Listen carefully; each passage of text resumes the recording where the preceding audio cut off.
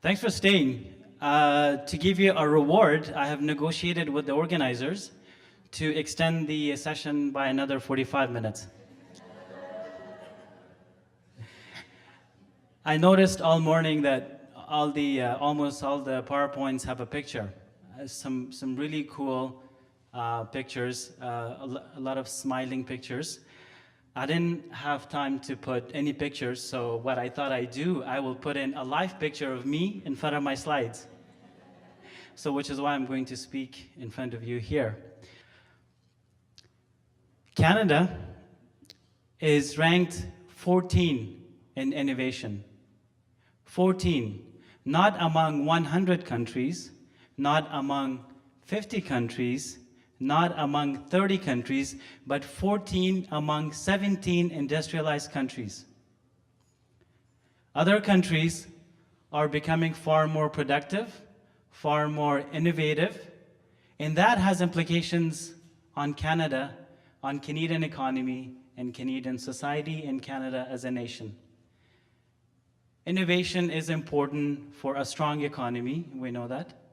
Innovation is important for a strong education system. Innovation is important for a robust healthcare system. And engineers are one of the professions where they are in the forefronts of innovation, whether it's mining, whether it's manufacturing, whether it's construction. In Canada, we have 290,000 registered engineers. But by 2025, we will need 100,000 engineers to replace the ones that are retiring and due to economic growth. Of course, these positions will require not only education, but experience. Are we going to be able to produce enough graduates? Most likely not. So what is a natural place to fill that gap? What is the natural place to fill that gap? With international students, with international graduates. Because as the minister said in one of the slides earlier that was shared with the earlier speaker, is that international students, international graduates are preferred immigrants because they not only know the language, but they are already here. And a lot of the international graduates that I deal with as an International Qualification Services Manager at APEGA, they may be in a master's program or a PhD program here, but before that, they had not only their bachelor's degree, but also some numbers of experience from outside of Canada. So they are very much experienced engineers and geoscientists that we could fill that gap. A quick word about APEGA. APEGA is a provincial regulator for the professions of engineering and geoscience. APEGA is mandated by the Alberta government through the Engineering and Geoscience Professions Act to regulate the professions of engineering and geoscience, meaning that anybody who practices engineering or geoscience in Alberta must be registered with APEGA, as is the case with all of the provinces and territories. I know with many countries, outside of Canada, engineering and geoscience, it is not a profession where they require a license. They may be part of some technical societies, some government office registrants, but they are not licensed as they would have licenses for pharmacists, dentists, physicians, and lawyers. So it is a new system for the internationally trained applicants to go through the process of registration before they can even call themselves engineers and geoscientists. So APEGA has two functions, one as an association and one as a regulator. As an association, APEGA offers services to its members to support them in various aspects of the profession, and also as a regulator to provide registration services not only to the applicants, but also corporations and companies that are offering engineering and geoscience services in Alberta. This is a very similar chart that you have seen before. Our population is getting older. We have a lot of experienced engineers that are retiring. We have this cohort here who will soon be joining these guys here. So that means we will have a lot more gaps in the competencies and the experience that we need in engineering, and therefore in the innovation. And this data that I'm showing you, this is very much particular to the profession of engineering. I do have a number of slides. So the numbers that you see, they are for the engineering profession. So earlier in the previous speaker slides, you saw numbers like over 400,000 international students coming to Canada. So this 84,000 would be a part of that. So when you look at this graph, 16% of international students are enrolling in engineering program, which seems to be a very popular program. Usually it's electrical engineering, civil engineering, and mechanical engineering. Those are the three top disciplines where international students register. And then when I say visa student, I use visa, international student interchangeably, but in our sort of world, we don't say international students, we say visa holders. It makes it clear for us. So when you look at master's degree enrollment, it's up to 60%. So 60% of international students enroll in engineering master's degree programs. So very, very popular program. If we look at some data by province, you will not be surprised because you have seen this sort of trend before, is that Ontario, Quebec, BC, and Alberta lead all the provinces in international students, especially when it comes to the engineering programs. This slide basically shows that there is a trend that normally when a student completes their engineering degree program, they will most likely want to be a permanent resident of that province as well. But the trend also shows that Ontario receives and trains the most internationally graduates, engineers, but they also lose the most as well to Western provinces. And that's partly because the Western provinces are doing much better in terms of economic growth in the next 6 to 7 years. So what does that mean?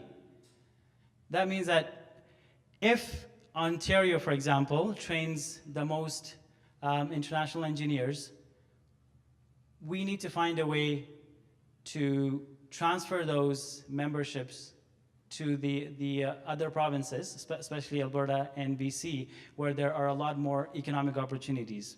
And Engineers Canada, which is the umbrella organization for all the provincial regulators for engineers, there is an agreement that Engineers Canada is a signatory of, and that's the Internal Trade Agreement, and now it's called the Canadian Free Trade Agreement, basically saying that if you are registered as an engineer in one province, if you're moving to another province for a job, you don't have to go through the entire certification process. You just transfer that membership over to another province as long as you have kept your membership in good standing. And there are also international agreements, also called mutual recognition agreements, where Engineers Canada has negotiated agreements with various universities in different parts of the world to recognize their education system. Well, no, not the education system, but their engineering degree programs. So these agreements are not signed by the entire country, but certain universities within that country. So that there isn't a lot of investigation done and time spent on evaluating the coursework of a MRA degree program. We also think that a success factor is, and this is one thing that we have heard from other speakers too, is that the availability of information, not only information, but information that's accurate and information that is valid and information that is required for a specific situation. So one of the things that I do in my position, I do a lot of webinars on licensure process. And those webinars, I do them through third parties like the Canadian Immigration Integration Program, that there's another program called SOPA. They do, they offer online pre-arrival services, and I sort of piggyback on their programming to make sure that the proper information is conveyed to the internationally trained engineer even before coming to Alberta. Engineers Canada has a couple of tools on the website. Of course, these are free tools. A roadmap is a interactive tool on the Engineers Canada website where applicants can find out what the registration process is based on the province that they would like to immigrate to. And also this other tool called Enscape. This is, again, a very interactive tool as well, very, very useful. And it gives very specific labor market trends based on each region, and sometimes very specific to each discipline as well. So very useful tools. PEGA also has a mentorship program, and the mentorship program is online. So it is available across the province, so not only in the major cities of Edmonton and Calgary, but across the province, where somebody who, not necessarily be young or old, but somebody who wants to be mentored, whether it's a new graduate or an internationally trained engineer who would like to learn more about the practice of engineering in Canada, but specifically in Alberta. APEGA does that matching with a senior engineer or a geoscientist, and they will get exposure to the Canadian workplace, not only culture, but also the practice of engineering and geoscience. Some broader consideration. One of the things that I hear from the internationally trained applicants is that I wish I knew some of this information ahead of time so I could have made informed choices. Not only that, so that I could have, I could have realistic expectations when I came here. And one of the things that I would like to provide as a food for thought is this whole thing about experience, Canadian experience. And that is one of the major requirements of any profession, especially when it's regulated. And APEGA in engineering and geoscience, it's not an exception there. No matter if you have met as an applicant the requirement of experience, but if you don't have the Canadian experience, you will most likely not be licensed. So the government could really play a key role there, where through internship programs or some kind of exposure to workplace internships in a Canadian environment, they could help the applicants go through that experience.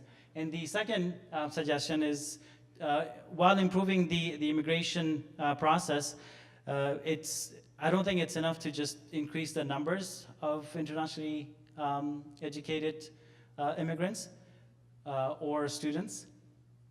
But I think there is something to be said with internationally trained engineers, geoscientists, or doctors, or lawyers who may be ready for licensure. And if you are ready to be licensed, or if you're licensed, you should be able to get more points and therefore get a fast track PR status. The second last, this is something that was discussed as well. Employment standards and employment opportunities. This is very much based on each of the provincial employment standards, but the main point here is that the international students or visa holders need to have a little bit more negotiation powers, because they may not, one, understand what the labor legislations are, but secondly, also get a recognition for their competencies and their skill sets, even if they're not permanent resident. The last consideration that I'll provide is engaging with the regulators. So not only engineering or geoscience, I'm talking about all the regulated profession. I think governments need to engage with the regulators provincially. Nationally, usually a lot of that engagement is with Engineers Canada, but Engineers Canada is not authorized to give licenses to engineers and geoscientists specifically from our perspective. I think they need to have that engagement at the provincial level with the licensing bodies who are authorized to give the licenses to qualified engineers and geoscientists. Thank you very much.